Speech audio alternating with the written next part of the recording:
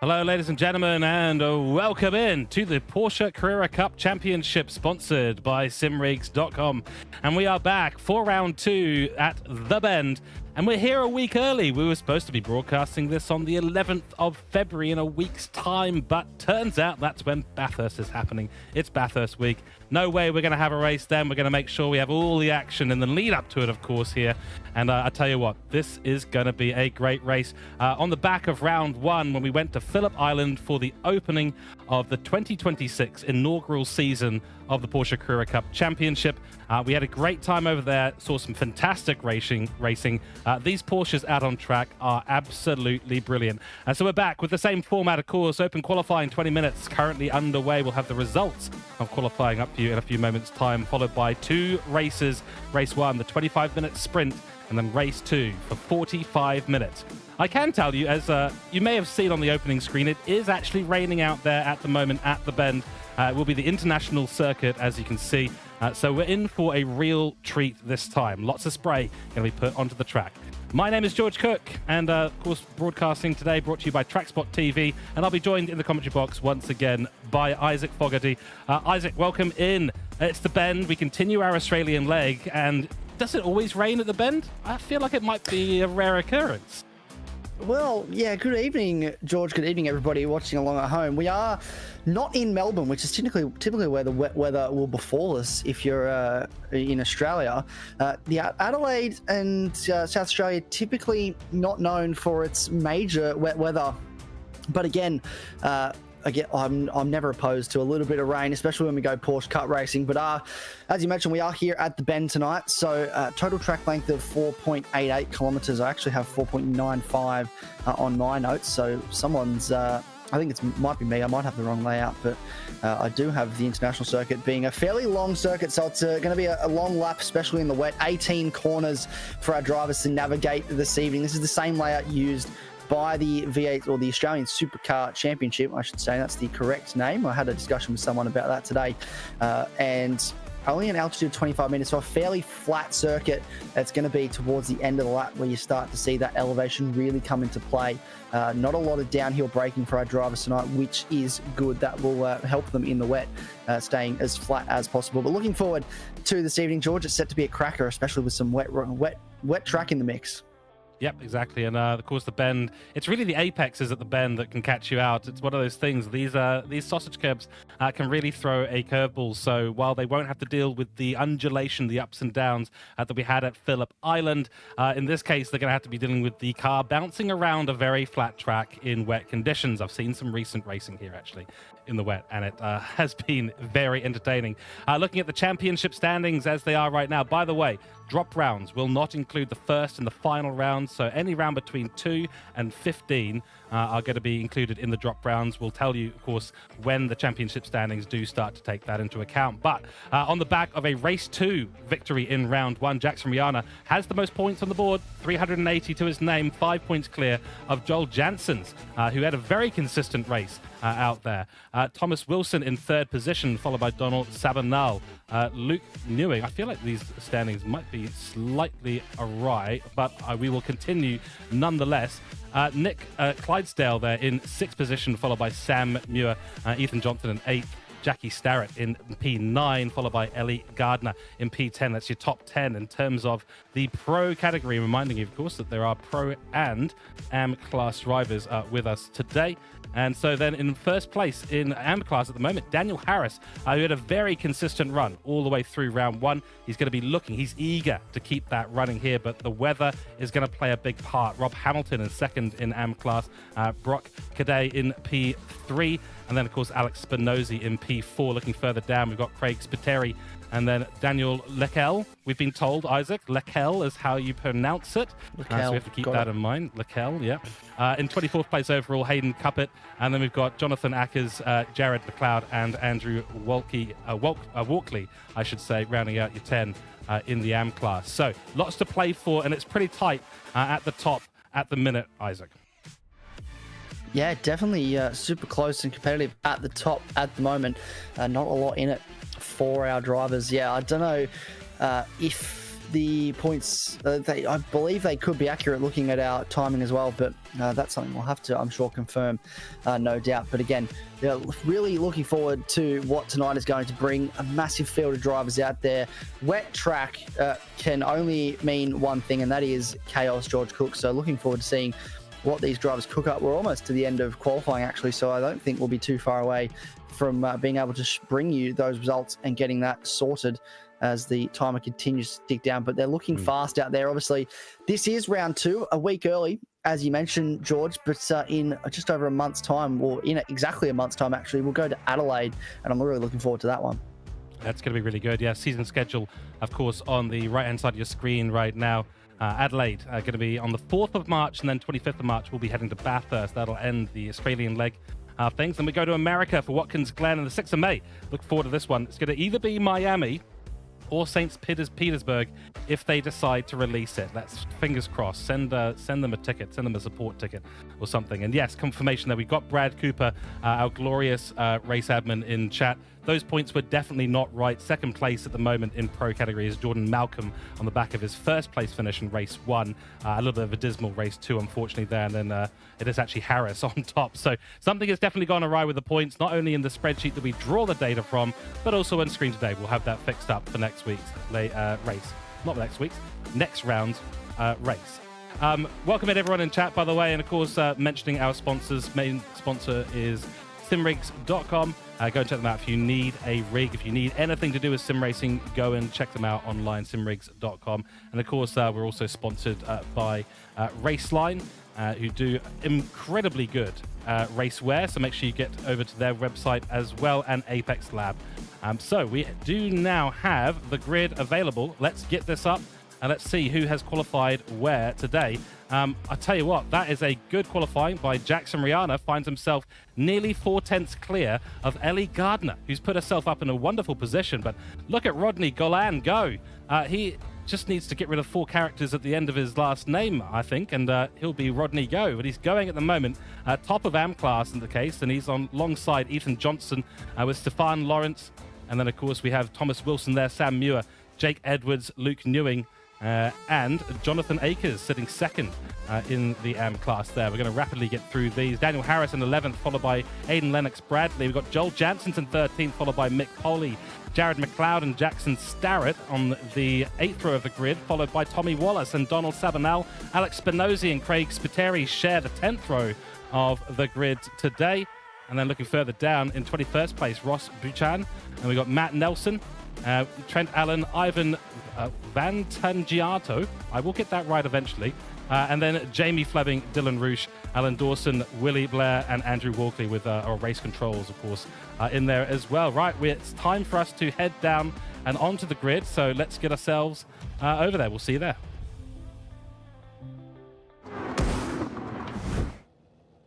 Right. And luckily for us, we did manage to catch the start of the race this time, Isaac. So very good. But I'm noticing a lack of a certain something here right now.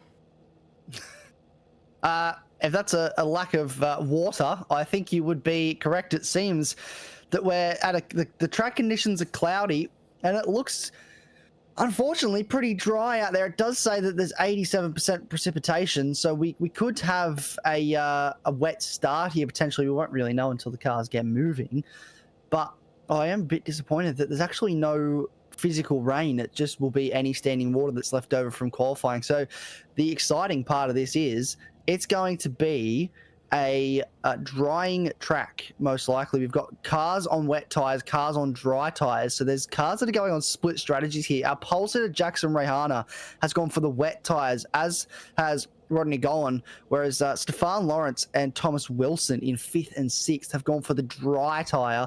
So there's differing strategies here, George, which is going to play into how this race start goes. And I'm really interested to see which tyre is going to be strongest out the gate. I would think maybe the wet tyre, but as this race progresses and the track starts to dry up, that dry tyre is going to be the superior tyre. So if you're on the wet tyre, how much advantage can you take early? Yeah, exactly right. Well, we're going to be going to the start of the race in a few moments' time, ladies and gentlemen. So get yourselves ready. Make sure you've got a cold drink because we are very close at the beginning of this race. Jackson Rihanna already having a couple of little network issues there. I think he's been jumping in and out of the grid. That might just be to get the setup right. Now he's changing tyres, so all of them having that late dilemma. It's really difficult for them to know exactly what to do. I mean, from this shot here, I would argue that there is not a lot of surface water, and it may be worth just being out there on the dries initially, but it's only a 25-minute race, ladies and gentlemen, so this is a critical decision. We're about to go racing here. The lights are about to come on. And here we go, round 2 at the Bend of the Porsche Carrera Cup Championship, sponsored by SimRigs, Raceline and Apex Labs, and we are away, and we are racing, and it's a good start off the line from Jackson Rihanna. Ellie Gardner on the dry tyres. Going to be seeing if she can work some early magic here to get up ahead. But you can see that this is going to be a little bit wetter than we were looking at already. So into turn 1 we go for the first time. And that's not too bad from Ellie Gardner. She's held on, but we're too wide in the background. Ethan Johnson and Sam Muir exchanging positions, and that's a crash out already by one of the SES cars. So they've had an issue early on. It's Thomas Wilson. Thomas Wilson early in this race finding himself a crop. We've got another car in the background as well. 3 wide. The Riot cars. And there's a 471 car has absolutely gone for it. And they've made another mistake. That's the 3rd victim so far. There's cars everywhere at the moment. The Luke Newing's also gone backwards off this start, down 18 spots. This is chaos at the start of this race. George Cooke loose on the curve for Sam Muir. I think he's spun. He has. It's actually Ellie Gardner that has spun the other SES cars. This has been a disappointing start, a frustrating start, you could say, for the SES cars. And now this is Jackson Rehana, and this is actually Ethan Johnson on screen at the moment. He is under pressure from Jonathan Akers. The dry tyre is proving difficult at the moment. Ethan Johnson, one of the last cars in the top 10 to have a dry tyre on. He is doing all he can to defend, but the wet tyre has got more cars around in the background, multiple cars off the road. It is all happening. That is, trying to work out, that is Sabanal. That is Sabanal. And Walkley's gone as well. So all the dry tyre runners, which is now the entire back part of the field from P7 down, so P8 and down, they are all on the dry tyres, and they're all having an absolutely terrible time out there. The top 7 all on the wet tyres and looking completely comfortable. Here's the top 3, Sam Muir attacking Rodney Galad. So look at that. Rodney Galan is in P2. He's an M-Class driver. Akers is there in 4th place, and Harris as well. All the smart people. It's way too wet out there for the dry tyres at the moment, as you can well see. We'll bring some replays up at some point, but you can imagine exactly what those replays are going to have. It's just going to be people spinning off the course and losing traction. We saw that happen with Ellie Gardner. She put the foot down to try and make some sort of pace, and through the corner, the car just let go. Yeah, it's difficult conditions out there at the moment. As we said, the data showed at the start of this race 87% precipitation, so there was still a fair amount of standing water on the track. So the wet tyres were not the optimal choice. Sorry, the dry tyres were not the optimal choice at the start of this race. It just is going to depend how quickly this track dries. If you're on the wet tyre now, you need to capitalise. Pull away as quickly as possible. That's what this front three have done. Jackson Rehana, Rodney Golem and Sam Muir are starting to pull away. But on screen now, this is Daniel Harris trying to find a way past Jake Edwards. So he's battling away. These guys are the last 2 cars on the wet tyres in the field. Andrew Wakely's actually coming to the pits and put on a wet set of tyres. So he's gone for the stop in the sprint race to actually just try and get himself some sort of grip as the cars continue to roll around. He has a little bit of a think about a move there, does Daniel Harris, but wasn't able to get it done. He is trying to push hard though. He's looking up the inside now into the braking zone, but can't get that move quite stuck. But they are starting to pull away 4.5 seconds back to Ethan Johnson. It just shows George Cooke how much of an advantage these wet tyres have at the start of this race. It's absolutely massive. You can see the gap starting to creep out all the way around the field. In fact, most of the small, closer battles are not getting any closer. We've just got Dawson and Buchanan exchanging positions in the background while we continue to watch Harris at the moment. In fact, we're going to get some onboard shots, I'm being told. So here we are on board, and you'll be able to see now how tricky it is. There's a lot of gravel on the track at the moment. Not going to be doing any favors for the windshield as we come around the last corner and onto the straight. These lap times have been dropping, though. 7 seconds faster than our first lap. We're 4 minutes into a 25-minute race. And 9.5 SimSport have got a driver in the box seat for this one at the moment. Window wipers are on at the moment, I will just also note. So keep an eye on that. I don't think it's actually raining right now, but I tell you what, it's still too wet out there. Let's just put it that way. Let's take a little look at a replay. Here's Thomas Wilson. What happened to him? Yeah, he's just gone around the outside there, and unfortunately that's put him out of action. So Summit SimSport's going to be gutted with that one. We've got another couple of replays coming up in a few moments' time. Stefan Lawrence had a spin as well. This is the one that we caught just on camera, and there was a car. They're 3 wide. It's not the place to do it, Isaac, and unfortunately that's the result. Yeah, definitely not the place you want to go 3 wide at all. 3 wide around here. Look, you typically you can get it done in a few spots, but that definitely would not be a place that I would recommend trying to get that move done. This is now our race lead. This is a battle for the race lead. Jackson Rihanna did pull away a little bit from Golan and Muir, but he seems to have come back, or he seems to have fallen back into their clutches ever so slightly, and now Golan all over the back of the race leader as they come up towards this will be turn so I'm looking on my map, this will be turn 14 that they're going through now, in towards 15, the back end of the lap, and it's still fairly wet out there. No real dry line seems to be emerging at this stage. So the wet tyre runners 11 seconds now for Ethan Johnson, as Mick Poley has spun as well and gone off track, and him and Tim Wilson, I believe it is, battling away down the order. And it just seems that a lot of cars at the moment struggling with grip on this field. But if you're on the wet tyre, you got no problems with grip whatsoever. These guys out there starting to actually catch up to the back of the pack with the dry runner. So this field is really spreading out. There is a major difference at the moment between the wet tyre and the dry tyre. 20 seconds between Daniel Harris in 7th on the wet tyre and the first dry runner of Lennox Bradley in 8th. Yeah, you can see that on the timing sheets right now. 2:08. Some of those lap times are 2:18 as Wilson and Wallace go for it again. There's a car off the screen. So yes, we do have some blue flags already. Spiteri has a black flag to his name. He's coming to the pits to get rid of that. And Sam Muir was very close for a period of time there, trying to make that attack on Golan. But this is a dream start for Jackson Rihanna. He won, of course, race 2 for round 1 when we were at Phillip Island. He's looking to put some more good results. I think he was one of the drivers that hasn't had that much experience in this sort of format of racing. I recognize his name, of course, and have commentated on many times in other series, open wheel, open cockpit. So it is one of those ones where we know that Jackson Ryan is still technically learning, and yet he's still at the front of the field, amazingly. So here comes Sam Muir once again.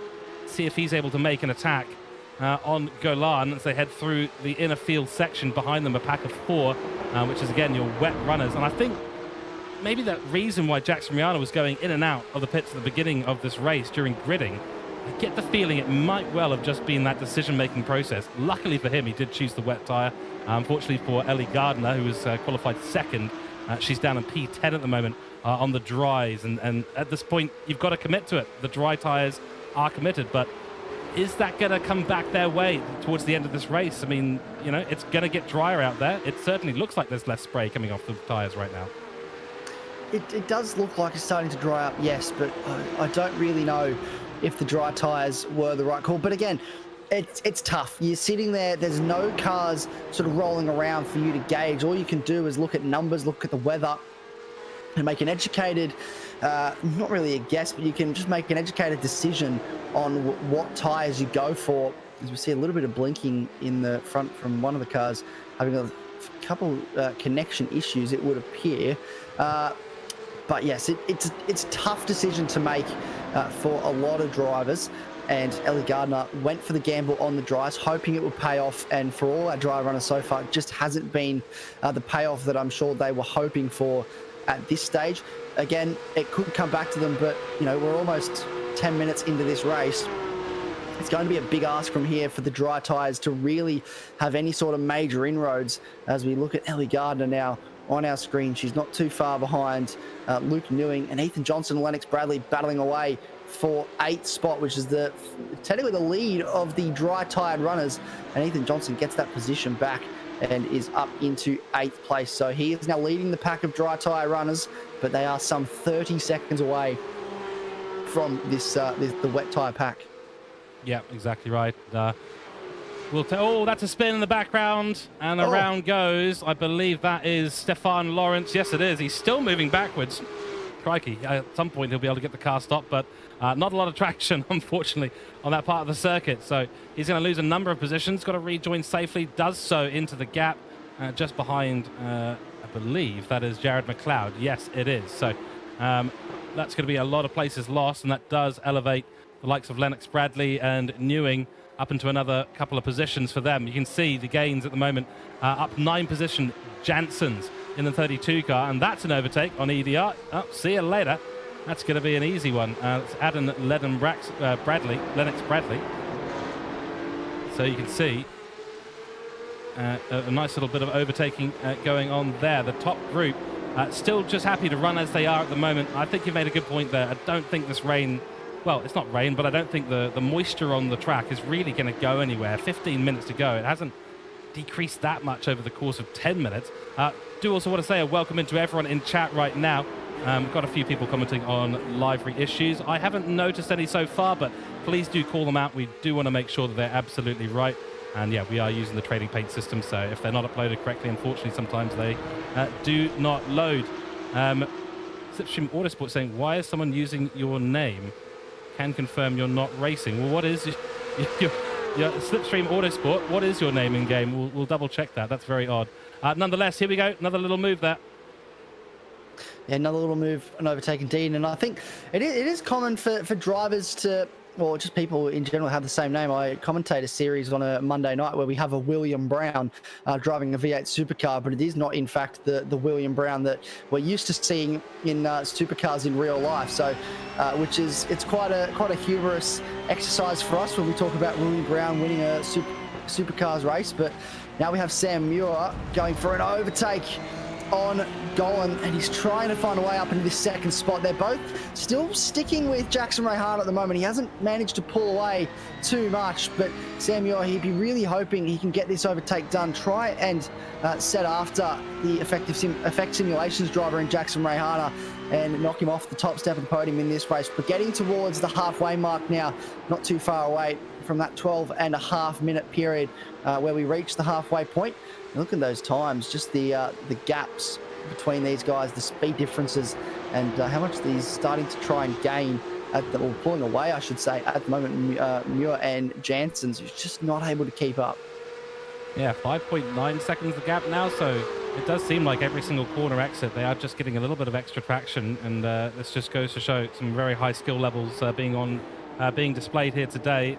Tricky conditions, and so far no one running too afoul of the curbs at the Bend, which I have to say is rather fortunate, because usually you do see a lot of people jumping around. That is a mistake from Jackson Rihanna. He's gone very deep into what I believe is turn 4. So this is an opportunity now for Galan, who again is still doing very, very well as an AM class driver. However, we do need to inform you that for this round, we were going to be switching the Pro and AM classes around and just reshuffling, making sure everyone's where they should be. But that has been delayed until round 3. And so, yeah, we've got plenty of action to be happening in terms of the recategorization of drivers, and not too long a time. And yes, Brad Cooper confirming in chat for us our glorious race admin, as we see something major has happened down the field there. We'll investigate that in a few moments' time. But confirming that there are a couple of problems with the spreadsheets at the moment that we draw our data from, and as a result, we've got a few incorrect bits of data up on the screen. So we will make sure that that is rectified for next time. Oh, this is a battle. That's McLeod and Lawrence going for it. Going for it indeed. This is towards the back end of the dry tyre runners. I've noticed as well, Ethan Johnson is out of this race. So something has happened to Ethan Johnson, who was in 8th place not too long ago. So he is for Luke Newing now in 8th place, then Ellie Gardner, then Lennox Bradley rounding out that top 10. Remember, ladies and gentlemen, it is a reverse top 10 of the results here this evening.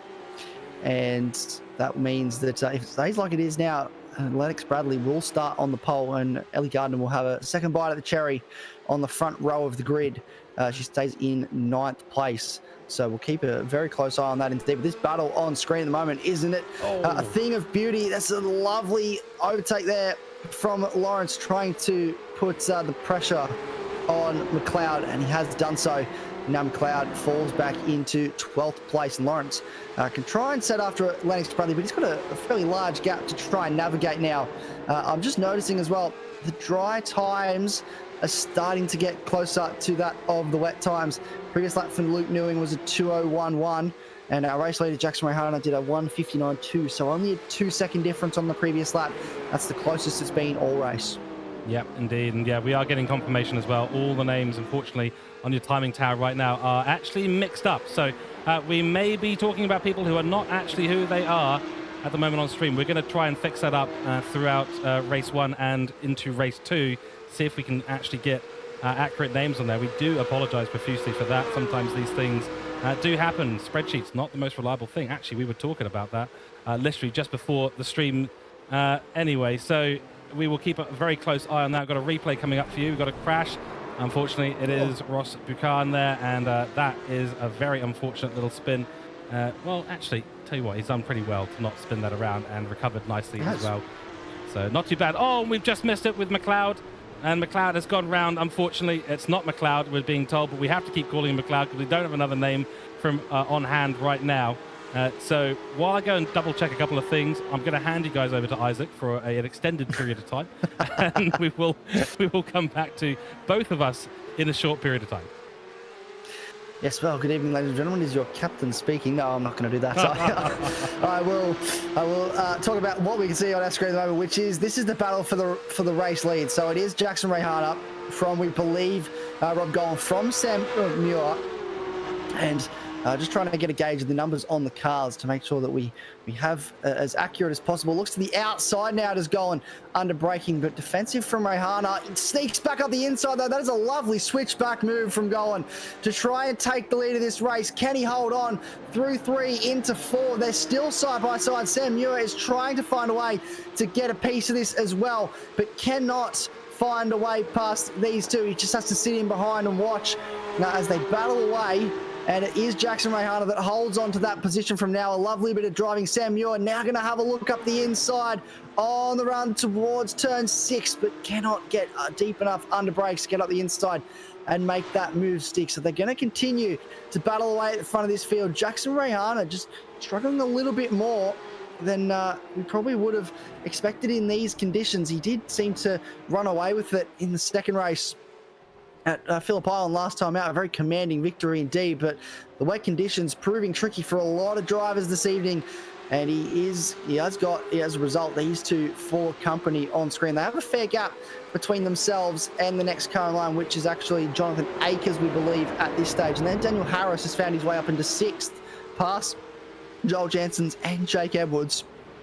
And they're just navigating a little bit of lap traffic here and moving out of the way, making sure they do not impede this lead battle, which we are really enjoying.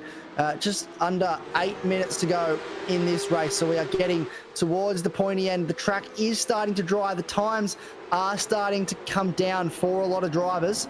Luke Newing in the 1:59s now, actually matched the time that Jackson Rayhana did on the previous lap, so that it's getting to the crossover stage now, where the wets are as good as the dry tyres, but I feel it's too late in this race for anything major really to happen, and for anything to essentially take hold and be a last-minute gasp for these dry tyre drivers, with the gap that they have 24 seconds. So it is closing the gap that Newing has side by side into the braking zone at turn 1, and not able to do anything this time around. He looked for the switchback again, but Jackson Rayhana was wise to it this time. You can only get that move, we can only try and pull that move so many times before Rayhana switches on and catches in, and now he looks vulnerable actually going to Muir behind. He's closer than ever this time, Sam Muir.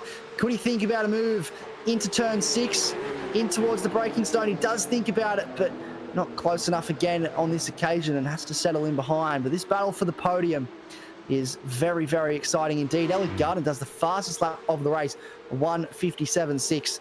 And I believe I do have my friend George back with me now. George, this has been some exciting action. It's been fantastic, and thank you for taking over there.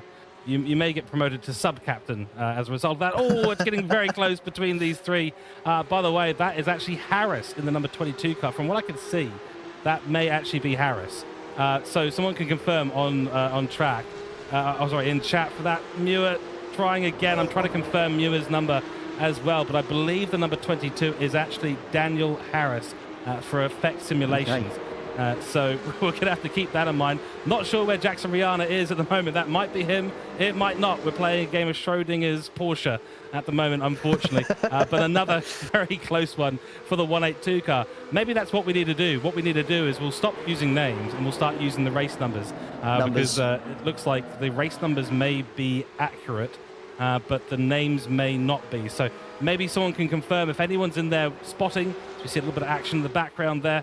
If anyone's in there spotting, you can give us an idea. Is it the race numbers that are correct or the names that are correct? Muir is 182, Galan is 312. So there's just a few that are a bit mixed round. So 22, as I can see it here, is Daniel Harris. So there we go. Chris, yes. Thank you so much in chat. That is really, really appreciated. We'll find out where Jackson Rayhana is. He's the 57 car. So Jackson Rayhana is in 15th position, Isaac. So we will readjust.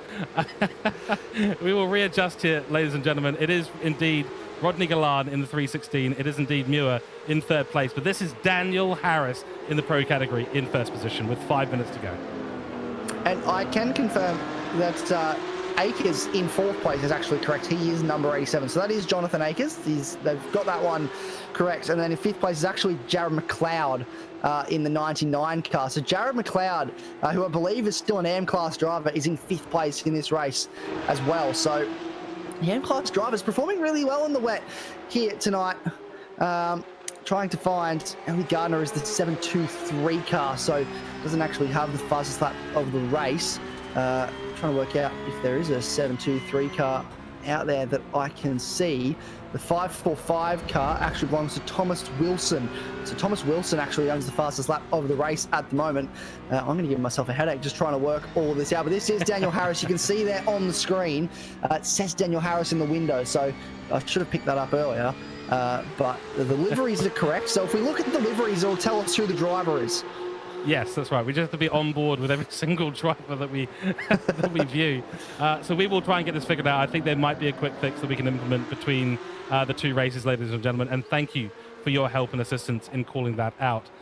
It is confusion of the highest order. Yes, it is, Mez Sim Racing. But thanks to your guys' help, we've managed to figure that one out. Things do, unfortunately, occasionally just go a little bit bang in the rain. Let's call it that. The battle continues. P1, 2, 3, Harris, Galan, Muir. And then we've got Akers and not Harris. And 99 car is someone else on track. But the 99 car in fifth position, you were just talking about it. McLeod, thank you very much. Getting lost in the number of names and such. And then Jansen's in the 32 car is up 7 positions at the moment in this race. Nelson up 9 currently on track. So very decent showing for a lot of these guys. Remember, the AM class drivers will likely get switched around to put them into a pro category, or some pros may well be put down as we see the 17 car go and briefly take the fastest lap of the race. I get the feeling, Isaac, that things are starting to get a little bit drier out there, and we have some meatball flags as well, so we'll take a quick look at that before we go. Is it another self-induced spin? Unfortunately, it is, but the dry line is probably starting to creep out as we see the fastest lap falling every single time someone jumps through the start-finish line. It is starting to get quicker out there, isn't it? Luke Milling in the 17 car. That is correct. He has the fastest lap of the race. The 32 car that says Jansen's is actually Jordan Malcolm. So he is the one that is up quite a lot of spots at this stage of the race. The 62 car behind him is Alan Dawson. So if, ladies and gentlemen, if you want to know, just give me a number. I've got the list of drivers' numbers in front of me, so I can hopefully try and do code some of this for you this evening, ladies and gentlemen. But I can confirm that Muir is in the 182 car, that Dolan is in the 316 car, and it is Daniel Harris in the 22 car. So there's a few of them out there that are right. This is Jared McLeod trying to make some inroads on Jonathan Akers, who is also correct. That driver, we've got that number is correct on that totem as well. So is McLeod, and they're starting to, the gap is closing. Luke Newing 12 seconds away from the 62 car of Alan Dawson in 7th place. So Luke Newing is closing in on this this group of wet tyres, but there's only a minute to go. So you think it's a bit too little too late, unfortunately, for these dry tyre runners. Yep, it definitely is. Unfortunately, it was the wrong choice today. So we'll keep an eye on what happens with that top 7, who are absolutely uncatchable at this stage of the race. Now we look back towards the drive runners and Tommy Wallace. Well, I should actually say the number 43 car is sitting in here behind McLeod, who's not McLeod. It's the 111 car, but definitely an M-class driver. It is Tommy Wallace in 43. Tommy Wallace is in the 43 car. Thank you, Isaac. This is going to be a fascinating end to this race. We do have only 10 seconds left, so as the order is right now, that's pretty much how it's going to be. We've got the 57 car, Summit Sim Sports there, trying to chase down someone from the, I believe, Slipstream Autosport. So 925 car is in a bit of trouble here. Let's see if there's going to be an overtake into turn 1. Does pull out of that Slipstream. Will he get the brakes pushed down correctly? Does so and blocks beautifully the 925 car, and that's a great overtake for 12th place. That was Jackson Rayhana in the 57 car on Alex Spinozzi in the 925 car. So a very nice move from Jackson Rayhana, the man we thought was leading this race for so long, and according to our totem is, but it's actually Daniel Harris that have thrown everything at him today in this first race, George Cooke, but he's held on beautifully from Sam Muir and Rob Golan. Sam Muir trying something in the late stages of this race, but it's been a really just controlled drive from Daniel Harris. Not being able to make the gap I'm sure he would have liked, but he's really just held it steady out in front, and he's had a couple moments. He certainly has. Here we go. It's the last corner. No chance there for Muir, unfortunately, and so it's going to be Harris across the line, and does what he did well, nearly did in round 1, but of course it was Malcolm that got that first race win of the season, but that is a race win to his name. And I tell you what, Harris will be very happy that we figured out who he was by the end of this race. So it is one of those fun things. But across the line comes the 87, followed by the 99, the 32, and the 62. So we'll keep an eye on them as they go through the start-finish line and get to the end of this race. And we will be taking some time during the break. We have a 10-minute break coming up between race 1 and race 2 to see if we can apply a fix to the names on this side. I know there's a lot of chat at the moment going on about someone getting edit access when they maybe shouldn't have, and so things have unfortunately gone a little bit awry in the spreadsheet, which is where we draw our data from. But we'll be doing some double checking. We'll get the interviews going as well for First in Pro and First in Am. And yes, we do echo the sentiment there from Brad Cooper. Really appreciate all the viewers that have spotted that. Thank you very, very much. And we do apologize that things are a little bit askew. That is a very broken car coming across the line, but across the line does come the 333, and the rest of the field will filter in a few moments' time. Definitely a lot of cars out there that are going to be feeling a little bit worse for wear for that one. I don't think Trent Allen really got off the grid, the number 27 car. Craig Spiteri, Ethan Johnson, well, actually the 33 and the 471, I should say, also right at the back of the grid. A couple of them were actually on wet tyres, including Andrew Walkley, or the 21 car, I should say. But I'll tell you what, they're going to take a little while for them to reach around to the end of the grid, and we'll have our race results with accurate car numbers, inaccurate names in a few moments' time, ladies and gentlemen. Well, those names were all correct, actually. Oh, okay. So my notes. Well, so it's only a few of them. It's a game of roulette, really. Is it the right name? Is it not the right name? We don't know. We're just going to hope that it is the right name. But we're looking at the 111 car on our screen at the moment, which I can confirm for you is actually Rob Hamilton. So he's in 14th place, and what a good result for him tonight for that. Now, we were hoping, George Cooke, there'd be a couple of drivers for us to interview after that race, but no one's jumped in the podium waiting room just yet for us to have a chat to. But we will confirm that it was, in fact, Daniel Harris that had the victory in that race, followed by Sam Muir, Rodney Golan, Jonathan Akers, and then Jared McLeod was in 5th place. The 32 car, of course, being, where is it? Jordan Malcolm was in 6th place. 62 car of Alan Dawson in 7th. Then it was Luke Newing, in fact, in 8th place, the first of the dry runners on that tyre. And then it was Aiden Lennox Bradley, in 9th place. And then the 545 car of, where is my number chart? Here it is. Thomas Wilson rounds out the top 10. So Thomas Wilson will have the provisional pole for the race coming up very shortly. And just looking, we still don't have any drivers to chat to, unfortunately, George Cooke, but I would try and sit here and dissect who finished where in the end, but I think I've given myself a headache try and work out whose number is actually correct and whose number belongs to who. But we got the top 10, and that's all that matters. We did get the top 10. We got a few of them. I think I'm having a little look. I think I can see where some of the mistakes have been made. So, Isaac, at this point, I think, unless we get anyone in the comms box for an interview, which by the looks of it, we don't at the moment, I think what we'll do is we'll take a very short break between the heat. Isaac, you can help keep an eye on what's happening when. So we'll leave you guys for a few minutes' time while we get things sorted on this side. Hopefully we'll be back with accurate names against accurate numbers for race 2. 45 minutes coming up very, very soon.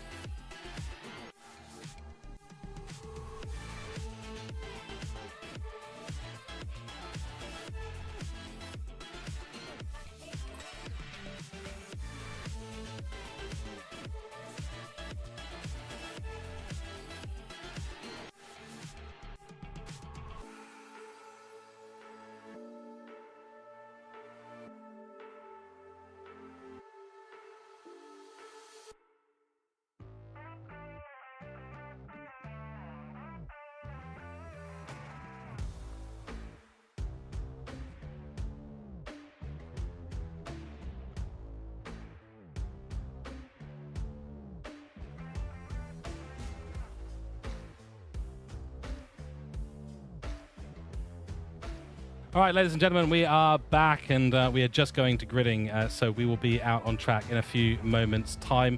And of course, the reverse top 10 going to be critical for these drivers to get that absolutely spot on and absolutely right. So keep an eye, because I tell you what, they will be in a situation very, very soon whereby, yeah, they will have to deal with what's coming their way. I think in this case, it looks a little bit drier out there. Nonetheless, we have found a couple of the problems in the spreadsheet. We can see where things have gone wrong. There is not enough time, unfortunately, for us to go and fix the whole thing right now, but we're going to try and touch up a couple of names. So I'm going to hand it over to Isaac. He's going to take us through the race start procedure. Isaac is saving the day genuinely right now. So I'm going to try and touch up some names, and Isaac, take it away. Thank you. I'm going to certainly do my best, ladies and gentlemen. It is a pleasure to have you here. Glad that you've stuck around. We are very grateful, and we've got 45 minutes of racing coming your way in just a few moments' time. The cars are starting to head to the grid. It will say when we get the timing ready that it is Ellie Gardner on pole, but it's actually Thomas Wilson in the 545 car that will lead us away, with Aidan Lennox-Bradley sharing that front row, and then the 17 car of Luke Newing and the 62 car of Alan Dawson on that second row of the grid. So we're going to, obviously, as the professionals that we are, run on the fly. We're going to make this all happen and bring you some amazing Porsche Carrera Cup action. It seems to be considerably drier here for the second race of the evening. And I can confirm that pretty much most cars are actually on the dry tyre for this one. I don't think anyone has gone with a wet tyre for this second race. So we will have a fairly dry running, it seems, for the remainder of this evening's proceedings. We're still waiting on a couple cars to get on the grid, including our pole sitter, Wilson, to join us on the grid. Hopefully we are not too far away from a race start. Waiting on just a couple more cars now. There is our pole sitter that has formed his way onto the grid.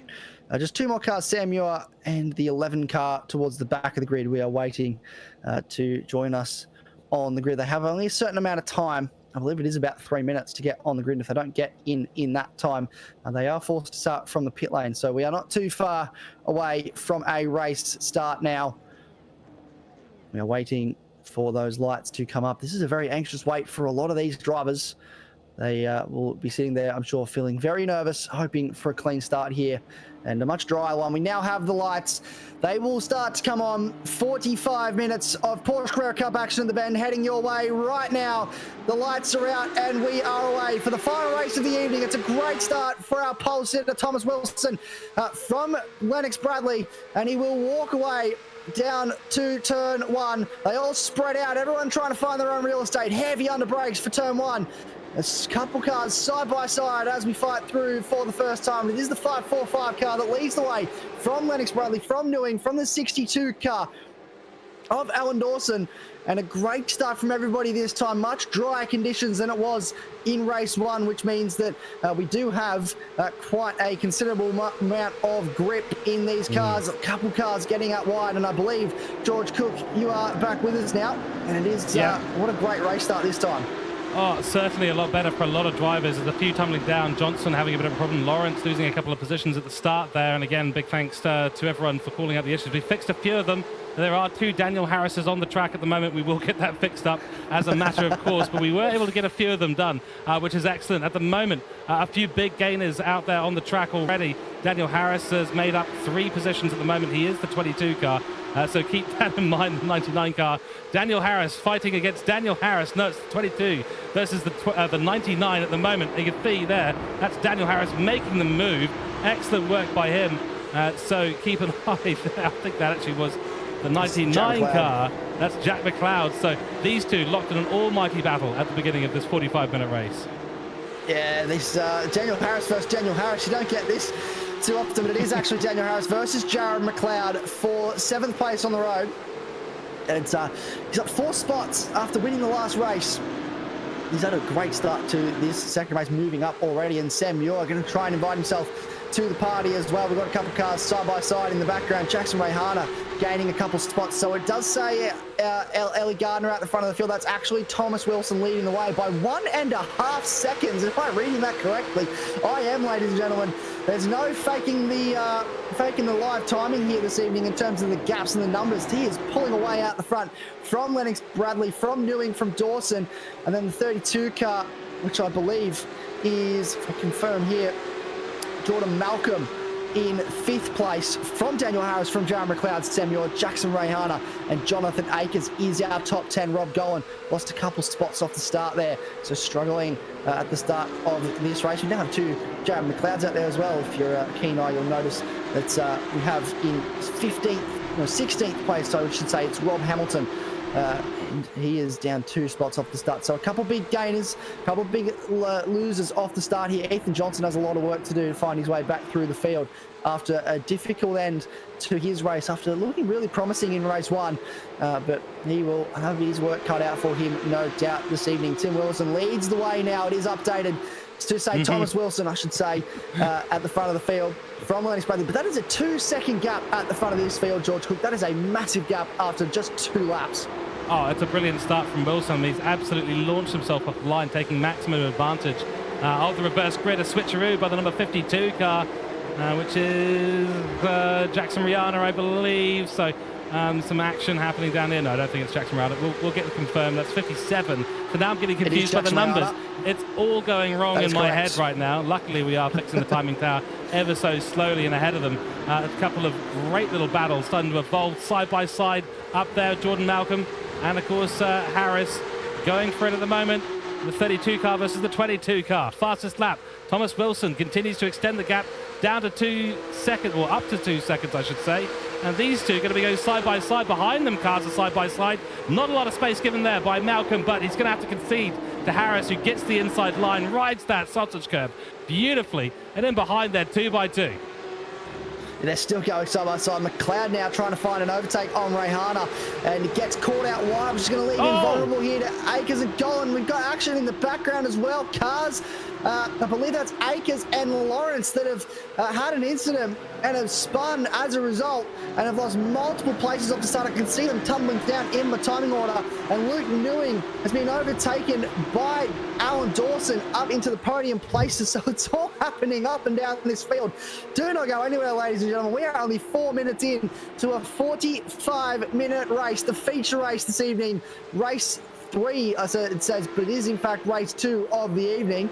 And here, this has been a wonderful start for quite a number of drivers, but an equally disappointing start for someone like Jared McLeod, down 3 spots, Rob Golan down 3 spots, Rob Hamilton in 16th place, down 2 spots. Then you got Daniel Harris up 5, Jackson Rayhana up 4, Jackson Starrett up 8 spots at the start of this race. Wow, absolutely incredible stuff. We're going to take a quick look at the incident with Lawrence. He's stuck on track, unfortunately. So that's actually post-incident.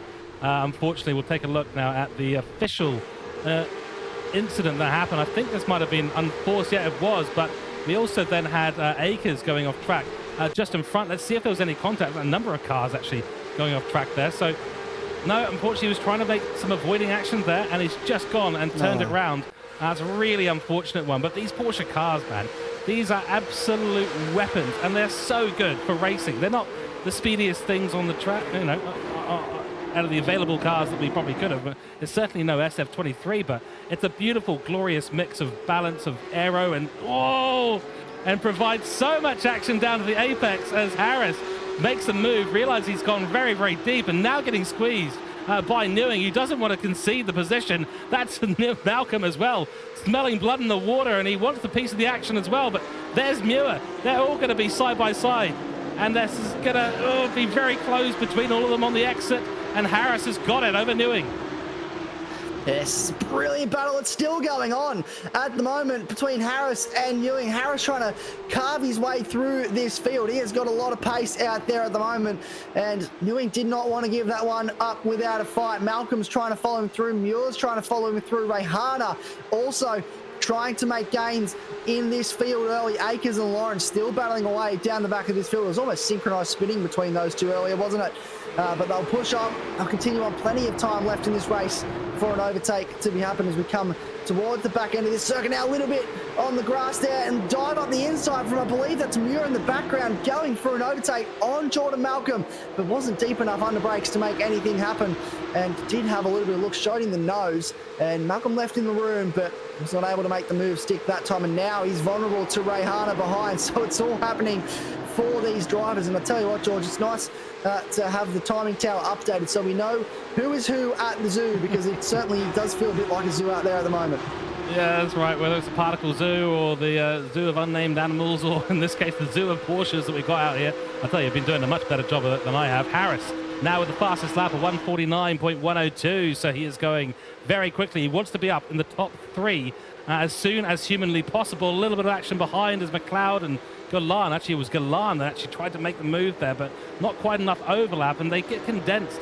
This is the wonderful thing about turns 1, 2, 3, and 4. It condenses the field right up. One is a great place. You've got that huge long back straight, and then you're suddenly into this hard braking zone. It's just over a 90-degree corner. Whoa! Sam Muir going very defensive, does not want Rayhana to make a move at all, and luckily defends, and that's, oh dear, that is Jordan Malcolm, and he's gone, he's spun. He's behind Spinozzi. It looks like it's so easy to do. I mean, Porsches are so typical, and they're always related to that rear end, not wanting to be put under any pressure of acceleration, Isaac. Everyone seems to be coming afoul of that right now. Yeah, absolutely. They are all starting to feel that pressure at the moment. We're only 8 minutes into this race, so barely made a dent in what will be a fairly long evening for these drivers at this circuit. Hopefully it'll go by relatively quickly. Daniel Harris putting a bit of pressure on Alan Dawson for that podium position. He wants to continue to move forward. He made light work of that 1.2 second gap that he had after the overtake from Newing, so he has got a lot of speed out there at the moment and wants to make quick work of these two cars before he has a look up the inside into the penultimate corner, and he'll get that move done relatively easy. Goes for the switchback though, does Alan Dawson. He's going to make a point of it now to the run to the final corner, and he shuts the door, does Daniel Harris, and makes the full stop, if you will, on that overtake, and now has to set after Aiden Lennox Bradley, sorry. And he'll want to get that done pretty quickly because he's just done the fastest lap of the race. He is the quickest car out there, but he won't want Thomas Wilson to get too far into the distance. Yeah, he showed us this in race 1 when we were mistaking him for Jackson Rihanna. Not to say that Jackson Rihanna's not fast, as Jackson Rihanna pulls a move on Sam Muir and forces Muir very, very wide into turn 3. But Daniel Harris managed to make an overtake and be the fastest person on track. Clearly just got overall pace, and bear in mind, started from 10th position for the reverse grid start of this race. Muir wants to launch one back on Rihanna, but is about 3 kilometers in distance behind him when he tries to do that. So wants to apply a little bit of psychological pressure. Jackson Rihanna, of course, remember last time out at Phillip Island, was the winner of race 2, but had an abysmal race 1. Well, it seems to have gone the other way around this time. He's having a much better race 2. Sorry, it's the same sort of similar thing that he's getting into at the moment. A much better race 2, but he's not anywhere near that top pack.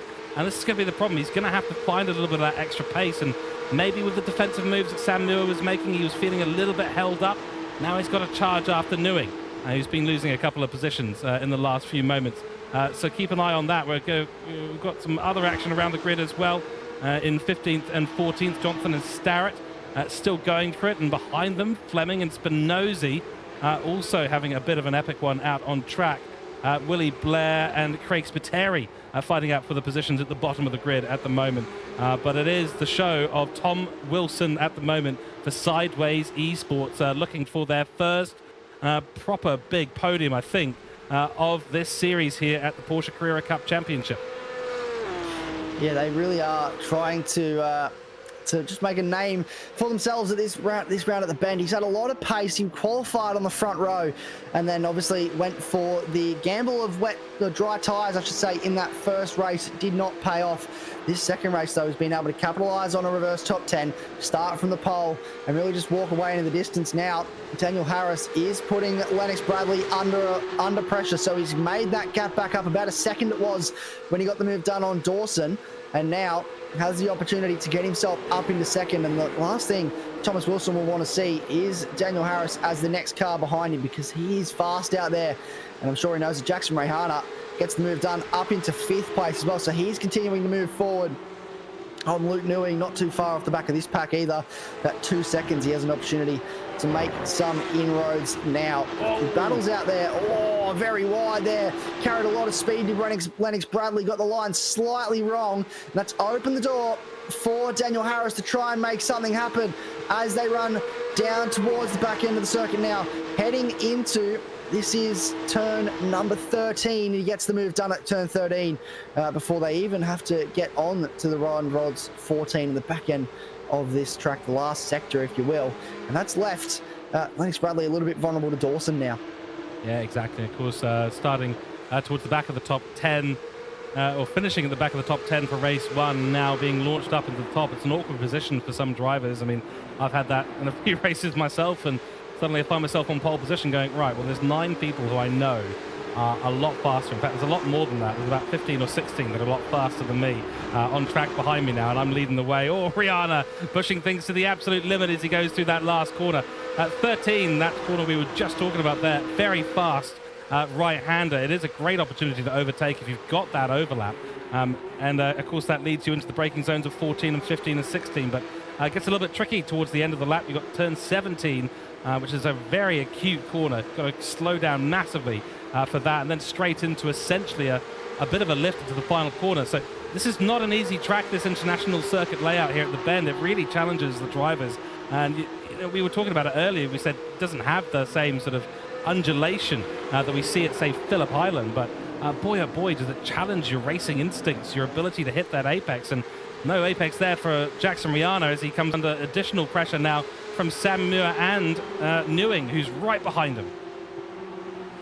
Yeah, it's been some wonderful driving between all 3 of these guys. Rihanna hasn't been able to pull away as much as I'm sure he would have liked from these guys behind him, Newing and Muir and Golan even. Jordan Malcolm not too far off the back of this group as well. He's got Jared McLeod, and Alex Spinozzi for company at the back end of this top 10 group. So there's a couple just sort of packs starting to form out there. Daniel Harris hasn't been able to make the inroads on Thomas Wilson that I think he would have liked. He is gaining slowly, but still that gap is over 2 seconds. So those tyres maybe for Daniel Harris a little bit more used than he would have liked at this stage of the race. But that will remain to be seen as we were on only 15 minutes into this race. So 1/3 of the way through this race. Plenty of time left to go. Hope you're all enjoying the action out there here on TrackSpotTV. It's nice to see so many people getting in the chat, getting around our drivers. A couple of people in the chat getting around the man leading the race, Thomas Wilson. Daniel Harris has just gone fastest again. So he's done the fastest lap of the race, but he's still losing a bit of time to Thomas Wilson. So Thomas Wilson trying to respond and doing the best he can. It was a 1:48 on the previous lap, 1:48.5 on the previous lap for Daniel Harris, which was 0.6 quicker than Thomas Wilson. Yeah, exactly right. The battle does continue. We've got some confirmation from Brad that he has actually fixed up some of the points out there, so we may just have an opportunity to get this all sorted. So Isaac, I'm going to throw it over to you once again. Well, I can see if I can try and get this all sorted once more. Well, ladies and gentlemen, I talk like I haven't been able to speak to you all evening, but I have been here on and off. So we're going to keep following this action, this little battle pack here that we've got for 5th, 6th, 7th and 8th on the road. Keep in mind that Jordan Malcolm, Jared McLeod not too far off the back of this group as well. This is Rodney Golan that we are on board with. He had a wonderful first race, didn't he? Finished on the podium overall, which was a brilliant result for himself. He'll be super impressed with that. Maybe not quite where he wants to be in this race, but a reverse top 10. He hasn't gained or lost any positions so far. So 8th place, still a solid result. He's right on this little group in front of him. He's just sitting at the back. It's so difficult to try and get an overtake around here when you're in a train like this, because everybody has their own little piece of slipstream. and he just has to wait for the right moment on Sam Muir. Heavy under braking now in the penultimate corner down towards turn 18. A good exit out of here will set him up on the run towards turn 1, given how long this front straight is. Just look at that. The vast expanse as they come over the rise out of the final corner, down the front straight now. And it is a wonderful view from on board these cars, isn't it? But just looking, Daniel Harris starting to make inroads on Thomas Wilson. He's 1.7 seconds away, so that gap is slowly coming down. He was fastest again on the previous lap, a 1:48.4 for Daniel Harris, plays a 1:48.9. So Thomas Wilson is responding, but he's just not responding enough at the moment. And hopefully he can, hopefully when he gets there, there'll be a nice little battle for the lead of this race. But we're still focusing on this battle in the mid-pack. It is Rahana, Newing, Muir and Golan battling for 5th place on the road. They're actually catching up to Alex Lennox-Bradley. So Rahana's dragging this pack with him. They're starting to close in on this top 4. Certainly are, yeah. So Wilson is obviously just under drop back. Harris, we know he's got so much pace at the moment, 1:48.44 compared to a 48.96 of Wilson. So he's nearly half a second a lap faster at the moment. We have been able to re-update our points standings and also our drivers' timing sheet. So let us know if you spot anything that's still awry, but everything should be back to normal, Isaac. Thank goodness for that, because we no longer have to do all that mental gymnastics while watching fantastic racing out on the circuit. So keep an eye out for us, and if there's anything still not quite right, just do let us know, okay? So unfortunately we've been a little bit distracted on the broadcasting side trying to get all those numbers and names matched up, but big thanks to Brad Cooper who's gone and done an emergency fix on that for us. Now looking at the battle for P12 at the moment, Wallace is in there trying to keep the charging 333 car from making an overtake, and again, good points on offer. Galan and McLeod, your P1, P2 in AM class at the moment. Galan, a little bit of a fall from grace in a way, but had a great race 1, finished P2 in the wet. So he's having a fantastic day today, and that'll really elevate him in the points today. It certainly will get him all the way up there in the points with the, and again, it's only round 2, but side by side now with Lawrence and Fleming. Is that what we're looking at? We are looking at Lawrence and Fleming, and that's a lovely overtake from Lawrence to get up the inside, and that moves him into 20th position. So trying to move forward in this race after that spin early on. Him and Jonathan Akers doing a little bit of synchronized spinning at turn 4. But it is, yeah, we've got to keep in mind, it's only round 2. There's a long way to go. Obviously, the calendar I'm trying to look for extends or something. I'm trying to find the word. I've lost the word. Too busy focused on this spin from Dylan Roosh. That's unfortunate. He's got back out there now, though. Continues on. He's in 24th place, but the calendar runs from now until December, George. So there's a long way to go in this championship. That is 32 car facing the wall. That's Jordan Malcolm that got too much on the grass, dropped the wheel, and as a result has spun. He's going to lose a handful of positions here to Jackson Stirrett and Rob Hamilton. No, he drops in behind Jackson Stirrett, so he drops down to 15th, which doesn't seem like a lot, but he has lost a fair few there, and that'll be super frustrating. He's still technically up. He's actually down 10 places now, so he'll be very frustrated with that. He was running really well, but just got a wheel on the grass. Yeah, it happens. It's so easy to do. Here comes Rihanna in one of the big talking points of today's race, because we thought that he was leading race 1. He wasn't, but now puts himself up into 3rd position. And there we go. Great overtakes. Textbook has been tossed out of his window at Dawson's number 62 car, and he secured it beautifully into turn 3 as well. And shenanigans happening behind with Lennox-Bradley trying to recoup some positions that he's lost, down 5 in this race. Rihanna up 9, Harris up 8. So you can see these two locked in a battle at the moment. Harris, by the way, is the championship leader on 380 points. So that's just a little FYI, because we did have some slightly incorrect standings at the beginning of this. Jordan Malcolm in 2nd with 375, and Jackson Rihanna with 372. Yeah, we're going to keep thanking everyone in chat for spotting those irregularities. Not quite sure what's happened to our data in the background, but Brad Cooper, hashtag be like Brad. Remember that hashtag. Be like Brad. He's done a mid-race fix, and then we've done a mid-race fix as well. And we're so glad that we have managed to get that done. Nonetheless, Jackson Riada. Now the question is, Isaac, 4 seconds up the road is Harris. Haven't seen quite the pace from Riada that he may need at the moment. 48.66 the last lap, 48.7 from Harris, who's still gaining on Thomas. And this is going to be an overtake between them in, I don't know, it could happen any moment because they're coming up to pretty much the final couple of quarters. Yeah, look at how strong he is under the brakes. He's basically pushing Thomas Wilson through the penultimate corner. Jackson Stewart, if he gets held up here too much, Harris, Jackson Riada, will gain on this group. He already has gained a little bit. We'll see what the times are when they come across the line. A 48.3, 49.3 plays a 48.5, 48.6. And he pulls out to the outside, heavy under brakes. Can he get it done under braking? He's in an awkward spot. He has to go the long way around if he wants to get it done. He's still there. Room left between them. It's into turn 2 now, but turn 3 on the switchback. Wilson will hold on for now, and that is a brilliant piece of driving from both these competitors to give each other the room they needed.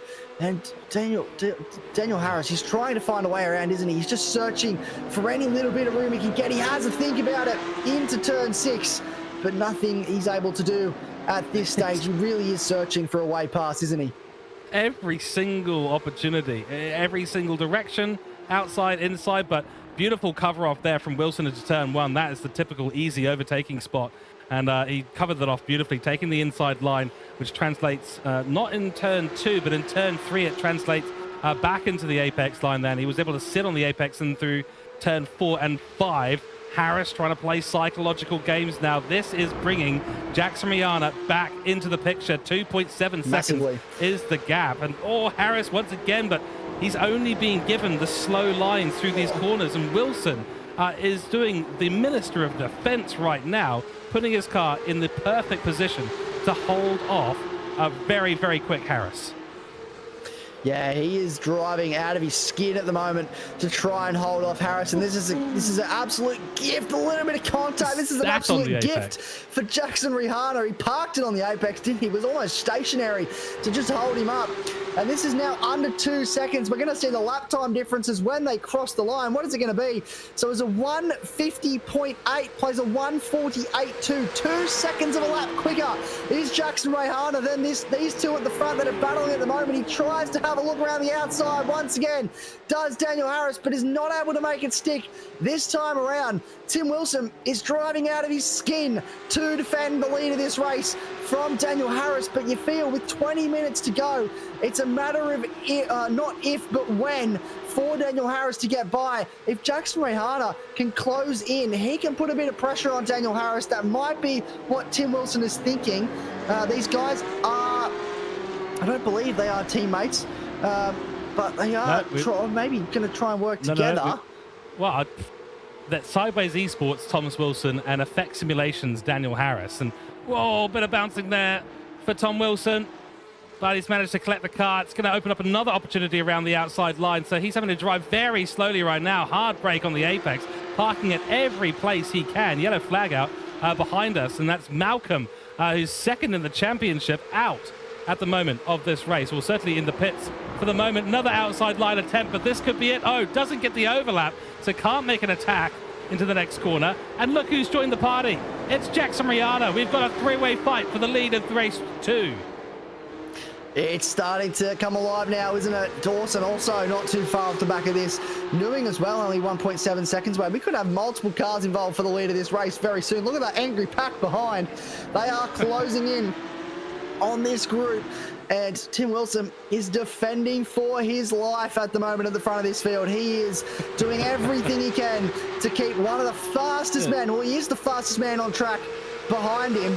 And Daniel Harris, you got to feel that he's probably feeling a little bit hot under the collar at the moment. He's feeling a little bit frustrated. He's going to pull alongside into the braking zone at turn 1. He's going to try and go the long way around again. Brakes a bit later to go for the switchback. He sends it deep as Thomas Wilson. He's gone too deep. He's lost the spot. So Daniel Harris is into the lead. He's going to lose 2 for the price of 1 because Jackson Riada is also through and up into second place. And Thomas Wilson tried as hard as he could to send it deep into turn 1 to hold on to the position, but he just waited too long into the braking zone. It cost him time. He went wide and he's lost 2 spots. He's throwing everything at Jackson Rayana to try and get back past, but Daniel Harris has been released to the front of this field. He will walk into the distance, you have to feel, at Jackson Rayana. He will try and capitalize on this as well. That's so unlucky for Wilson. Turn 1 got squeezed by Harris. Harris knew what he had to do. He had to send him into a panic mode, to brake too late, to run way past the apex of turn 1, and it happened beautifully. It's the only way to do it because Wilson was right on the apex on every other corner. And Jackson Rayana, the opportunist, has put his car right in the way. In the background, we've got Sam Muir and Lewis Newing going for it at the moment. Luke Newing, I should say, going for it. And a similar bit of deja vu occurring here. And I was wondering, I mean, if Wilson was able to hold on for the next 20 minutes with that amount of pressure, well, boy, oh boy, he'd absolutely deserve to win the race if that was the case. I mean, he was acting as the cork on a 100-year bottle of champagne, just waiting to go. And that champagne, Harris and Rayana, now sprayed all over the party guests and out into the lead. They are. The question's going to be, will Rayana have the pace to keep Harris in his target sights? Harris was absolutely unequivocally the fastest man in race 1. Did manage to get the win too. Here goes Wilson. Now he's finds himself in the opposite situation where he needs to attack, and he's got Dawson there to boot. So he's in a real world of hurt right now, finding himself on the outside line just as he did to Harris. And Jackson Rayana now doing the defensive masterclass. But the more he does that, the less chance he's going to have to catch up with Harris. Yeah, and Daniel Harris has just showed what pace he has now that he's been released. He did 48.7 on the previous lap. So he is now flying out there compared to these guys doing 49.3s and a 50.1 for Thomas Wilson on the last lap. He is sticking with Jackson Rayana, though. Rayana hasn't been able to grow this gap out too much, probably as much as he would have liked. He's starting to a little bit now, but Wilson just seems really strong in the final couple of corners, which sets up well for turn 1, and just really making himself just a little bit of a problem. We have Jordan Malcolm out of this race, unfortunately, so he has retired after that incident earlier on. I believe he tried to get going again, but just wasn't able to capitalize, and eventually is elected to retire the car. A couple of big movers in this race. Ethan Johnson in 12th, up 15 spots so far, which is a massive effort on recovery from race 1 after he was looking so promising, and those dry tyres on the wet track, well, doesn't usually end too well, as we saw in race 1. This is Sam Muir. He's all over the back of Luke Newing, and this is for a spot, the last spot in the top 5. Sam Muir, he really was trying for a while in that first race to make the overtake on Rob Golan, who made it difficult for him. I get the sense Luke Newing is doing the same thing here, making it quite difficult for Muir to get this overtake done. Well, that does seem to be it. It seems in a lot of ways very easy to defend, but you get these opportunities into turn 1, as we see Muir take the opportunity and finds himself now on the perfect position. Not quite there, but as you can see into turn 3, he will have that inside line. And then, of course, that means that Newing is forced wide, and he'll have the apex here. Really into this next one, you're either going to have to do a dive, or you have to find a way to do it around the outside. Oh, Newing! Newing makes the attempt down the inside line, but he's actually touched the rear back of Sam Muir, who drops a couple of positions as a result. That one is probably going to go to the steward's box, I suspect, because that has cost Sam Muir quite a bit. I don't think there was a squeeze there. There wasn't really an overlap happening. No, that was a little bit of a weird one in terms of what happened to cause Sam Muir to go wide. I no doubt it'll probably be sent to the stewards. Whether there's anything there or not, we will find out. But he now finds himself behind this group and has to do all that hard work all over again to get past Lennox Bradley and Golan. So he has a fair bit of work to do. I'm going to replay now what exactly happened. Look, there was a little touch between the two of them. And it'd be a debate over who ran who out of room there and who needed to leave room. But I'm sure the stewards will get that one sorted out. No worries. This is Golan and Lennox Bradley. Golan trying to go for the switchback, the over-under, I should say, on Lennox Bradley. They're still side by side on the run down towards penultimate corner. This is going to invite Muir into the party. Not 3 wide, gentlemen, please. My heart can't take it. Up the inside. Muir goes and off wide, and this is going to open the door for Golan to come back through on all of them. And also Jared McLeod to get himself involved here, and he does. So Golan gets Muir, McLeod gets Lennox Bradley, and Lennox Bradley loses 4 spots in the space of 2 corners. Wow, what a sequence there. I mean, Sam Muir once again sent it from a massive distance. He's going to try it again, but realizes he hasn't got the overlap. But went so deep that he ended up basically sideswiping Lennox Bradley and sent him down a couple of positions. So now McLeod out there as well. Whoa, that's very, very wide and not the position you want to be in if you're Golan. And he's now going to have his amateur competitor, AM Class. Lead is in the balance on this one, so he doesn't want to be fighting with Muir. He shouldn't be fighting with Muir. You want to be keeping an eye on the 99 car, who's getting awfully close, but is now compromised on the exit, so a little bit of breathing room for Golan. And that was quite the sequence. We've got Sam Muir going through and wanting to get back into the pack, and up there with Dawson and Newing, who was still going for it, but Golan's got to be a bit careful here. If he starts to overtake these pro drivers at this stage, yes, it's a few more points, but you've got to be very, very aware that your championship competitor in the AM class is right behind you. And, of course, Hamilton is the 3rd in that class and a long way down the field at the moment in 16th position, but he needs to be a little bit cautious. Don't be fighting with the pro drivers at this stage. Yeah, you definitely do not want to try and fight with the pro drivers when you are really trying to hold on to the AM class win here. So he's got to think about the optics of this and what's going to be the best result at the end of the day. And what you want is that AM class victory. So you can try and go for Sam Muir if he can gap a little bit to Jared McLeod, give himself a bit of breathing room, but you won't want to do it while Jared McLeod's right behind him. We're now watching this battle. This is the back of the pack. This is Wallace. And Tommy, where is he? I'm trying to find where he is. Tommy Wallace in 11th place with Ethan Johnson. A little bit off the back of this, but he's the start of this train that starts with Sam Muir. So he's the end of this train, sorry. So Sam Muir up in 6th place, all the way back to Wallace in 11th. This is a fairly big group of cars that are paddling away for these last few spots in the top 10. Harris has really got 1.1 seconds to Rayhana. He's just done the fastest lap of the race with a 48.3, so he's going on with it. He's flying at the front of this field. Rayhana did a 48.5 on the previous lap, and Wilson is just starting to struggle for pace. He's actually coming under pressure from Alan Dawson for that last spot on the podium. So Wilson, if he's not careful, could lose his spot on the podium altogether. Certainly could. And yeah, we've got a couple of people in chat calling out cool liveries of the TSR Peachy Boy. I think that was Wilson. Sorry, Wallace.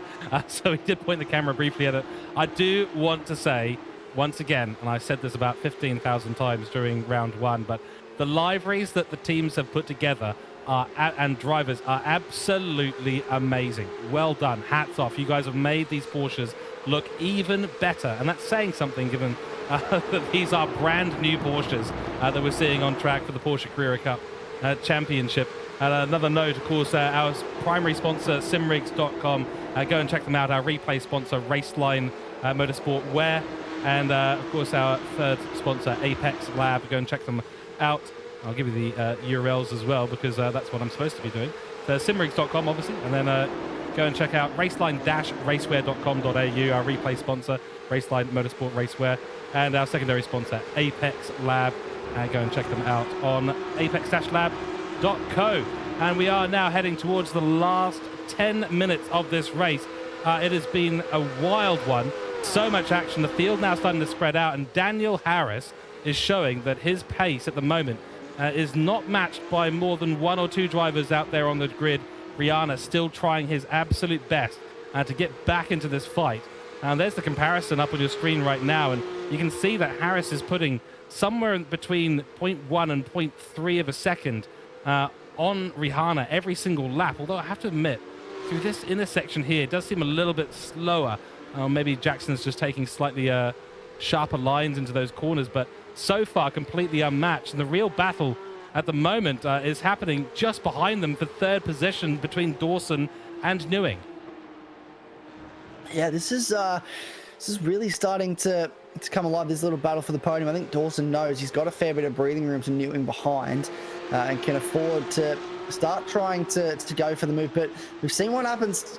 Thomas Wilson, sorry, he's a brilliant defender, able to make that Porsche really, really wide and to make it a hard time for the car behind. So if Dawson's not careful here, if he can't get this done quickly, he could find that Newing's going to fall into the clutches, or fall into Newing's clutches, I should say. Likewise, Thomas Wilson doesn't, maybe for his sake, want to make this too hard. If it does seem like Alan Dawson's going to get this overtake done relatively easily, it may be best not to fight, so that you don't just open the door for that angry pack of cars that span all the way down to now 12th place with Ethan Johnson. You don't really want that angry pack of cars right behind you as soon as Dawson does get past. So he's trying to go defensive here, but you gotta think about this one, I think, really hard if I'm Thomas Wilson, and thinking about holding on to my 4th place spot if I'm going to lose this podium. Maybe this is why I'm behind the microphone and the broadcasting tools and not behind the wheel of a car or a sim or otherwise. Because if I'm in 3rd place at the moment, I'm thinking, right, I'm going to defend for my life. 4.5 second gap. Cool, I've got a bit to burn. Only 8 minutes more. And if I'm not mistaken, we're looking at about 4 laps left in this race. So yes. I don't know. Maybe he's got to just think, whoa, that's very deep there from Wilson. It's an opportunity for Dawson, but not able to find any kind of overlap at that stage. But I don't know. That's maybe I'm just the odd one out here, Isaac. I don't know. 3rd place, I'd be going for it.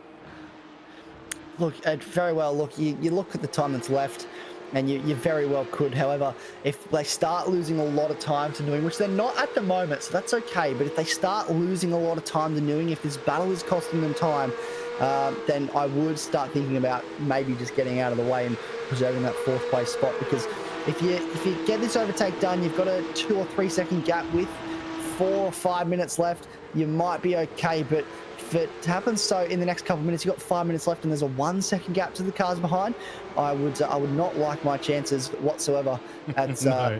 having a stress-free end to my race, put it that way. Yeah. Well, they started off with rain.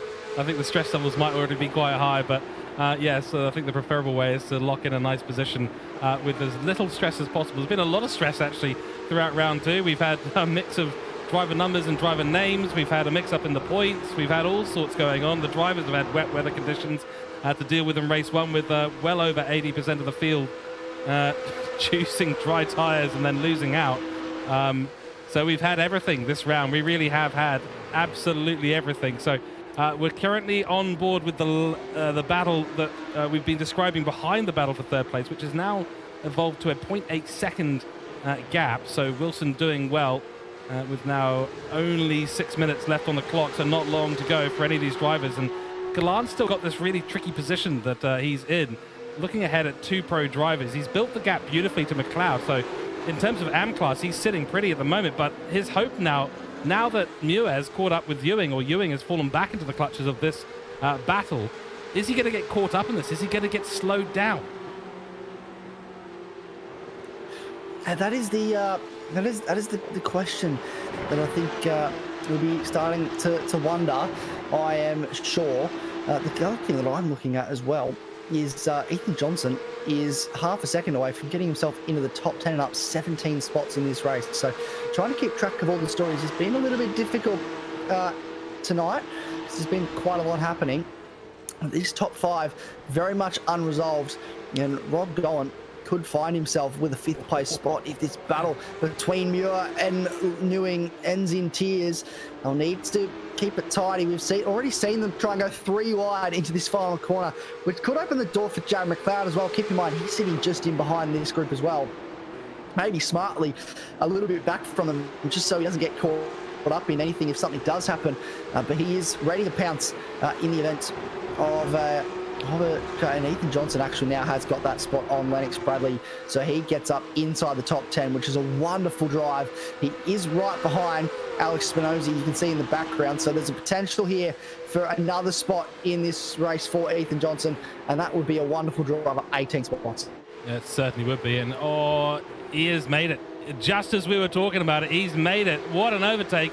It's at turn 1 yet again, and that is now 17 positions up in this race. Lennox Bradley trying to find a way through now, but not able to do so.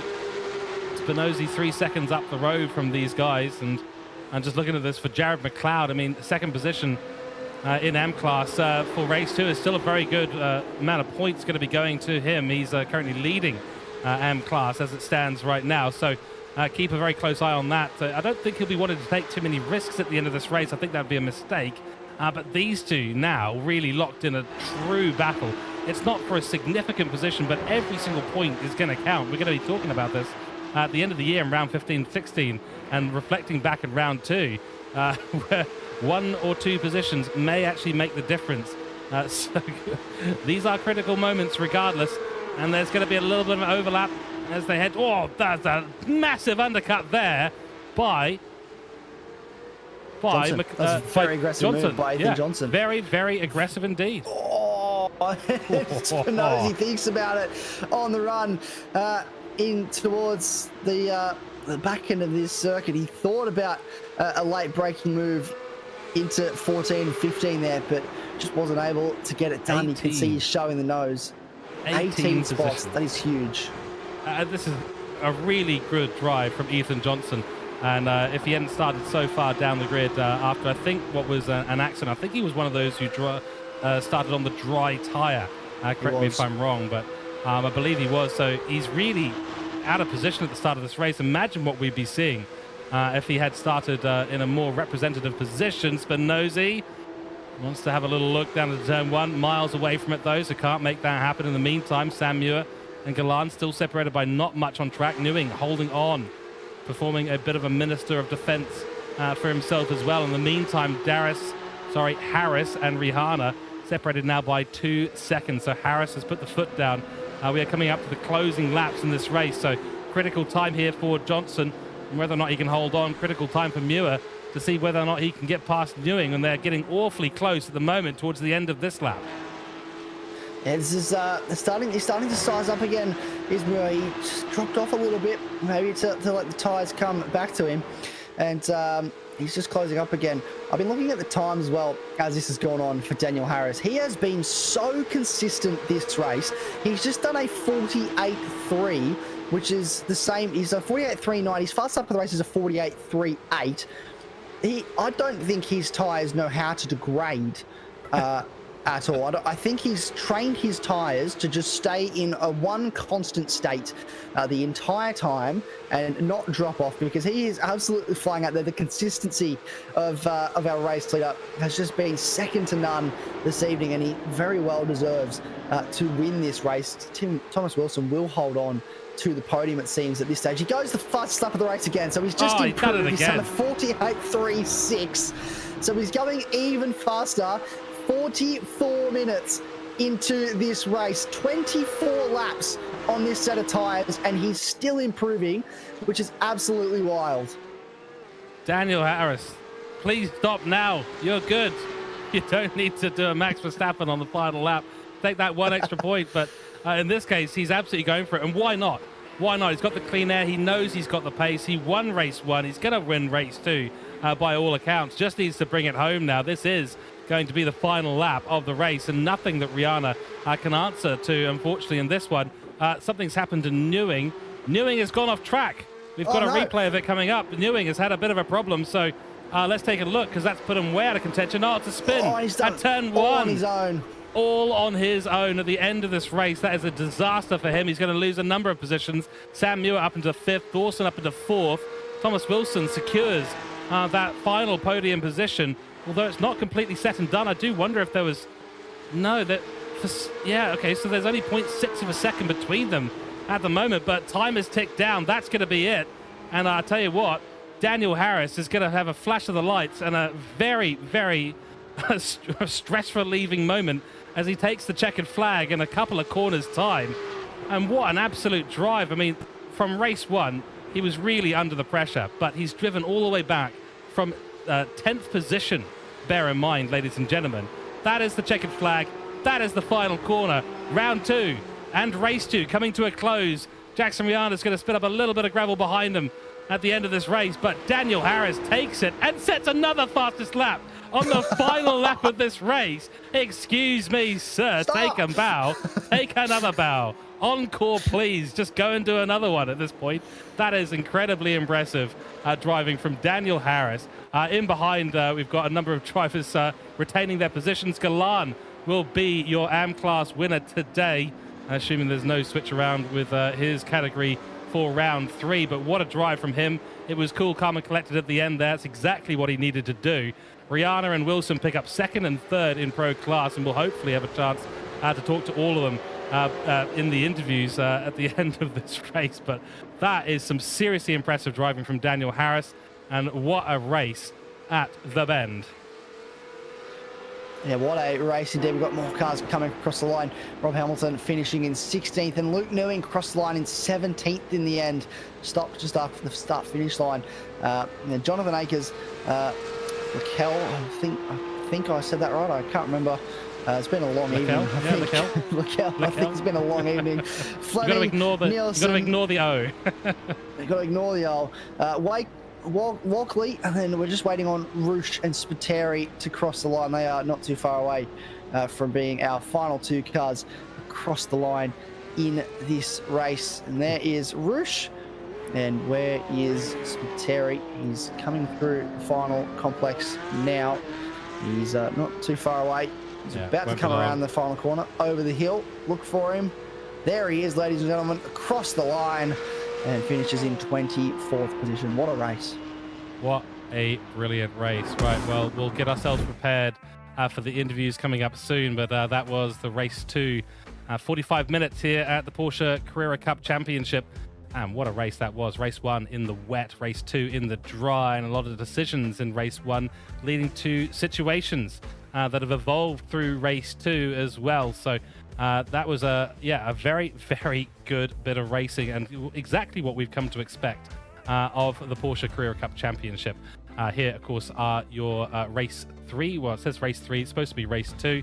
We will get that fixed up. I know exactly where that is. So I'm actually going to do... You know, Isaac? I'm going to do that right now for us. And it hasn't worked. So we are in a wonderful situation where things have just gone from wrong to right to wrong to right. Daniel Harris, your winner in race 2. Jackson Rihanna in 2nd, and Thomas Wilson in 3rd, followed by Alan Dawson and Sam Muir, who came very close at the end of this race. Rodney Galan holding on to them beautifully and takes the AM class win, followed by Jared McLeod. Then it's Ethan Johnson, Alex Spinozzi, Aidan Lennox-Bradley, who unfortunately tumbled through the grid after starting close to the top in the reverse grid order. Tommy Wallace in P11, followed by Donald Sabinal, Ross Buchan in P13, Jackson Starrett in 14th, Stefan Loris, and then, of course, Rob Hamilton takes the final podium spot in AM class. Right, Isaac, are we ready for some interviews? Well, we do have a driver to interview. It is a little bit out of sequence. We do have Jackson Rihanna in the waiting room, so I might get him in here. He seems keen to have a chat with us, so I'll drag him in just a second. And he joins us in the booth now. Jackson, well done, mate. Congratulations. That was a brilliant drive to come through the field to 2nd. How are you feeling after that 2nd race this evening? Hey, mate. Yeah, thanks for having me. Yeah, look, bittersweet. Like, the first race was pretty disappointing. Like, just a comedy of errors from me. I think I started, I'm not sure what tyre the winner was on, but it was definitely pretty wet. So, yeah, bit of regret there, and lots of mistakes made on my own there in that first race. So, cost me a fair bit of grid position. I think I could have started a fair way better up the field, even after getting turned around at turn 3. But even so, yeah, as you said, good drive through the field, and Daniel was far too classy tonight. He just got the one up on me, and I couldn't catch him.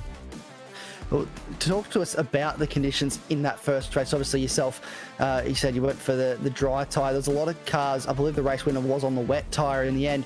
Was it sort of a 50-50 call of hoping that it would dry up a bit faster than it did, or was it a bit hard to really tell what the conditions were like before you came down to the grid to start the race?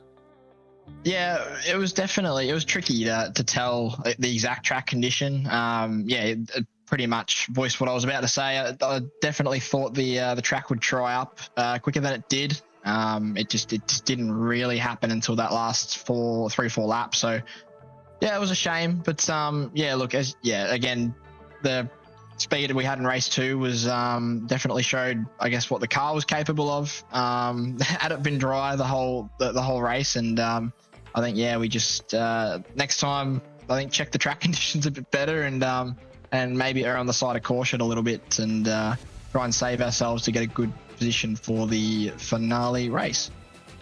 Yeah, absolutely. And look, talk to us about the next round. Obviously, we've got a fair gap now, about a month. I think it actually is a month to the day.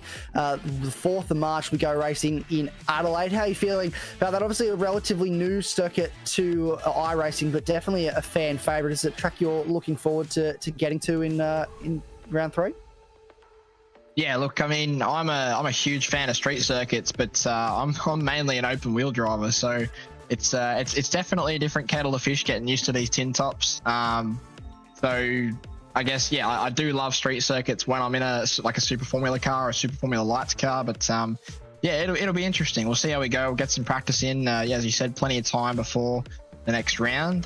Shout out to the organisers too of the series for moving this a week forward. Otherwise, I wouldn't have been able to do it, as I'd be in Bathurst watching the 12-hour. But looking forward to Adelaide, and hopefully Daniel and I can go again and run it back.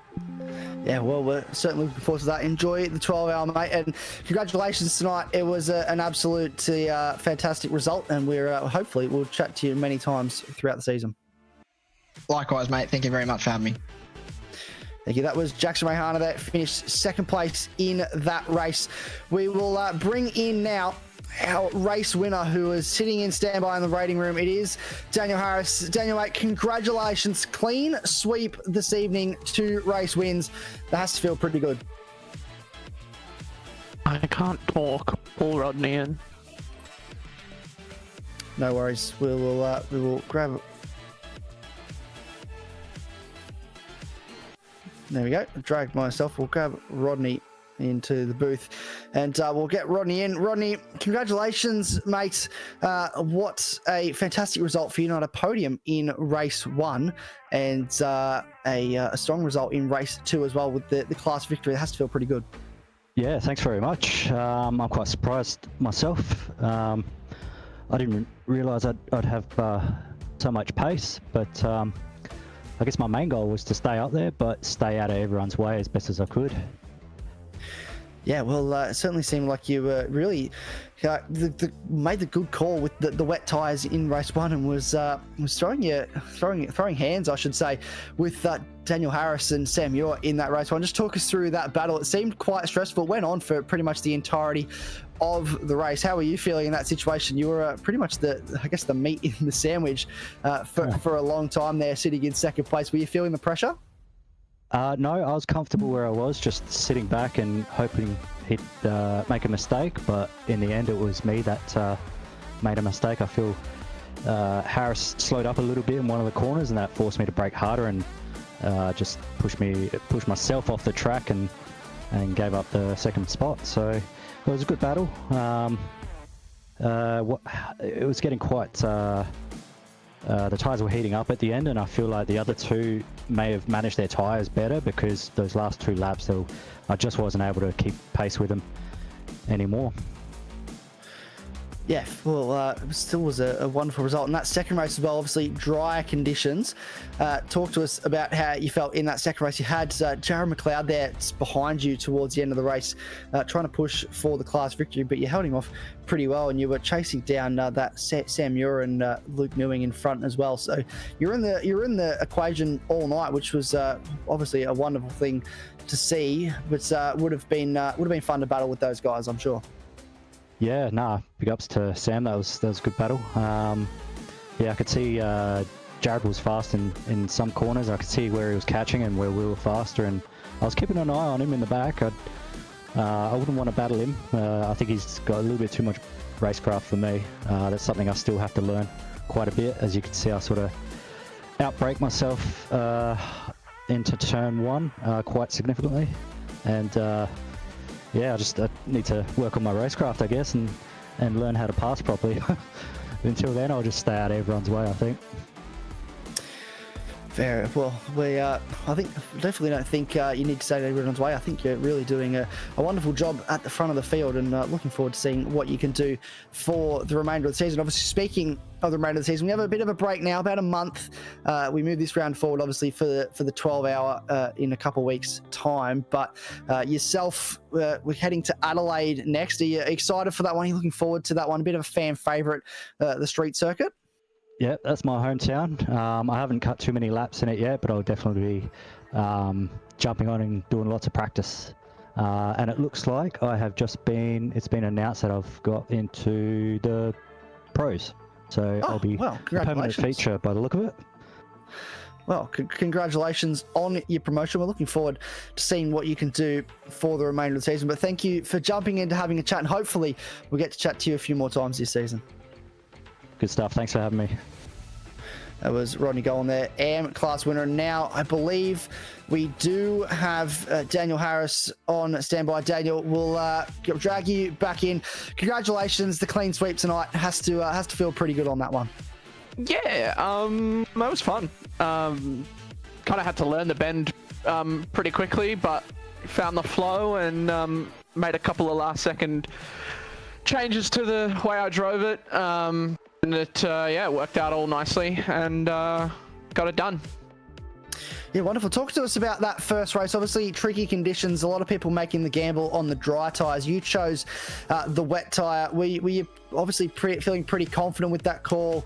Did you expect it to dry up faster than it did, or were you hoping that it would stay wet pretty much the entire race? I was expecting it to dry up, but as soon as it's lightly wet, you can't take dries on that. So I knew it was wet tires, and it was pretty much just going to have to be wet tires and hope they last. So that's what I did. I did unfortunately underfuel because I didn't take into account the weather. With it drying up, that we'd be going faster, so I ended up doing a fuel save for most of that race, but made it home thankfully, and did not have that issue in the second race. Yeah, well, race 2, speaking of the second race 2, you started from 10th, had all the work to do to get to the front of the field, and Thomas did not make it easy for you at all. Thomas Wilson really made you work hard for that one. Put you under pressure from Jackson Rehana, I believe, at one stage. How was that battle for the top spot at the front of the field? Were you enjoying that one? Yeah, it was a bit of fun. I think I left it a bit later than I should have. I kind of let him defend a bit harder than I usually would. I was quite aggressive getting my way back up there, and then once I got up to him, I didn't really fight him that hard until I realized that Jackson was kind of starting to attack me. So I think I left it a little bit late. If anything, probably should have done that as I caught him on that front straight where he went to the inside, but you live and learn, and it is what it is. Got past him eventually and was able to get it done. Yeah, awesome. It was brilliant job. We kept watching you tick over the fastest laps of the race as it went on. Listen, we have about a month off now, a fair gap. We moved this round forward, obviously due to the 12-hour. But the next place we will go, we'll stay in Adelaide, actually, in South Australia, I should say, in sim racing land, and head to the Adelaide Street Circuit. Is that a circuit that you're looking forward to? You're obviously in a strong position in the championship, so might be a track where you can continue to push forward in your championship lead. I after driving Adelaide a few times in GT3s and whatnot, it is very, very fun. The only problem is turn 1 and 2 with those curbs, but I'll probably be able to sort something out there and find it consistent. And then, it should be a good race. I really enjoyed street tracks. Yeah, brilliant. Well, we're looking forward to seeing what you can do for that next round out, and hopefully we'll have many more of these chats throughout the season. Thank you so much, Daniel, for joining us in the booth, and good luck for the rest of the season. Thank you. That was Daniel Harris there, your race winner. George, wonderful thoughts there from our drivers at the end. Everyone seems to have had a lot of fun in that wet race, which is really good to see.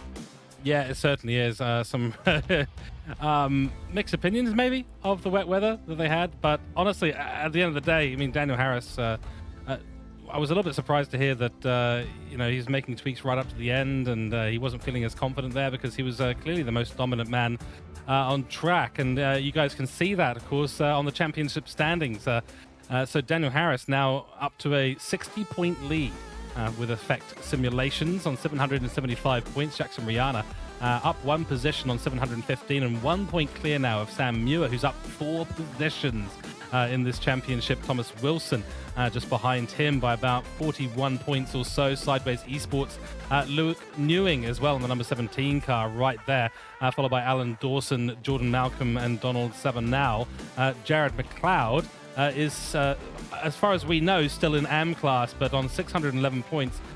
Suspect that there may be an upgrade to Pro Class coming for him, just like we saw with Rodney. Then it's Aiden Lennox Bradley, Ethan Johnson, Jackson Starrett, Tommy Wallace, Alex Spinozzi, all quite close on the points there, just underneath that 600-point margin. Stefan Lawrence, Ross Buchan, and then, of course, second in the AM class right now, Jonathan Ackers, Daniel Leckel. I almost got it wrong there once again. Daniel Leckel in 18th position, but third overall in AM, followed by Rob Hamilton and Craig Spiteri. So a lot of movement, I think, at the end of this one. It was a real mix-up. That rain absolutely sent chaos through the field.